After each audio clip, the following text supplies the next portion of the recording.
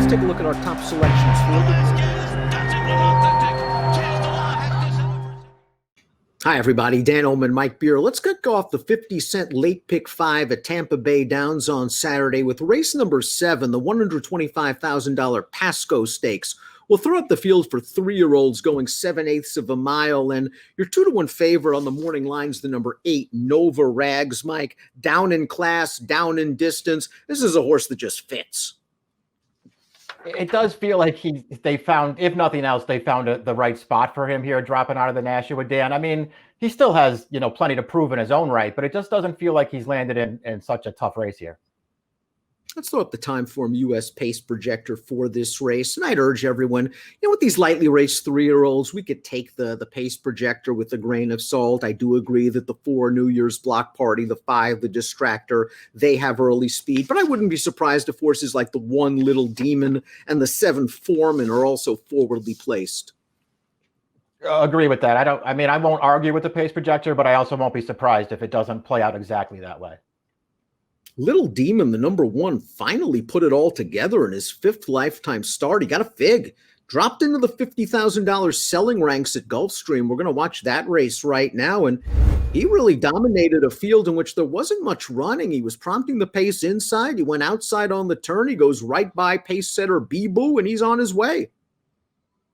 It definitely took a step forward in here, Dan. When you go and watch, the first 4 starts of his career, he really didn't show that much. They weren't, terrible races, but he didn't show that much. He looked a lot better in this race. If that's what he is now, and he can, get a similar trip, get forward from the rail, he can contend right back. Interesting spot for the 2, Distorted Limits. This is a $400,000 well-bred son of Distorted Humor. Finally got a chance to sprint in his 3rd lifetime start, most recently at Tampa Bay Downs. We're going to watch that race right now. I thought this horse got a good setup in here. Mike is the favorite. We see him easing off the rail, and all he's got to do right now is run down this 50-to-1 shot on the lead. Yeah, I agree with you, Dan. He did get bumped at the start, but overall, he got a good trip. To me, this just isn't an impressive win. He got, into the right position. He overtook the long shot, and he just sort of holds on at the end without changing leads. I wasn't taken by this performance at all. I realized that he ran a faster race 2 starts back. So maybe you just want to judge him off of that one and give him another chance here. I didn't like that win enough to take him on top in here. A potential sleeper is up next. The number 3, Ahimelech, going out for trainer Tim Ham, who does very well with these lightly raced, inexperienced horses. Now, Ahimelech needed to go to Presque Isle Downs and win over there to Peter Surface. He showed much better early speed in his most recent start. He never gave those horses a chance. Whether he can equate that form to dirt, that's questionable. Agreed. He's a lot like the horse on the rail, Little Demon, where, his first few starts were nothing special. And then, seemingly out of nowhere, he took a big step forward to break his maiden last time. He did get loose on the lead. Maybe that's how they've decided to ride him now, and it'll make all the difference for him back on dirt, but I want to see it again.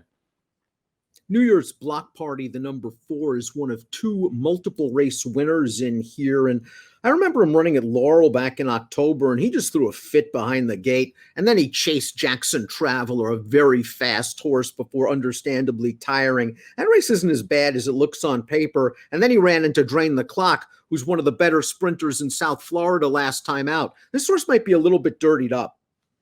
Yeah, to me, he's pretty interested in here because just for that very reason, Dan, he's probably faced better horses in his last 2 starts. Prior to that, he won 2 out of his first 4 races. He's got a little bit of speed, but he doesn't need the lead. I thought there were a lot of things to like about this horse. The Distractor, the number 5, beaten last time out, but it was over sloppy track, and he did not break well from the inside post position against a pretty sharp horse. He was another one in against Drain the Clock 2 starts back. His career debut, when allowed to get to the front, that was a blow-away performance. Yeah, he smashed that field first time out. He opened up on that field with no trouble at all, and the outcome was never in doubt that day. I actually feel like he didn't get great trips in either of his last 2 starts, Dan. He had a steady between horses early, 2 starts back, and he lost position before he finished 3rd. And then last time, as you mentioned, he didn't break that sharply. They rushed him up the rail. He got shut off a little bit on the turn by Poppy's Pride. And then he just couldn't really make a late impact. But I feel like he has excuses for his last 2 races. Speaking of Poppy's Pride, he won that race at Gulfstream Park West, and then he came back to beat the other multiple race winner in this field, the Alligator Hunter, in this race, the inaugural at Tampa Bay Downs. The Alligator Hunter was 30-1 in here, and he ran quite well. He's on the outside right now. He's going to get up for third. Poppy's Pride's just seeing dead red. I like this horse's tactical speed, the Alligator Hunter. Nice outside post position, and he earns a good buyer for this race, a solid 71. Yeah, this effort isn't terrible. I mean, he was never going to win. Poppy's Pride is just too fast for him, but this horse actually showed speed in this race, Dan. It felt like he was trying to make the lead early, and Poppy's Pride was just too fast for him. So all he could do was chase around the track, and that's not an easy trip. Number 7, Foreman, ran into a runaway winner in his debut, and Gerald Bennett took a shot, dropped him in for 25 for his second lifetime start, and Foreman showed improved early speed. Let's watch that race right now. He was involved early with a couple of other horses. He's in the white blinkers on the turn. He kind of grinds this out in the stretch. I'm not sure if he was beating anything in here. I like the way he keeps on plugging along. I like the fact he showed improved speed. This is a big step up in class, but I really respect these connections.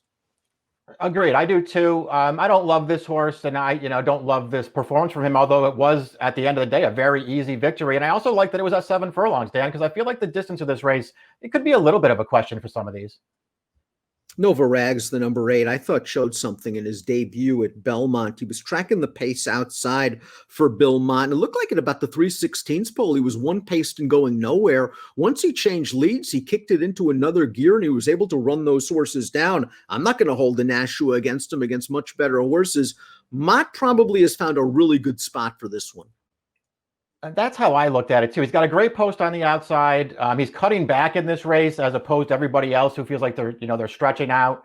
And it just feels like they found the right spot for him. I thought his debut was good. The horses that he ran down, they got tired. They dueled in front of him, and they got tired at the end.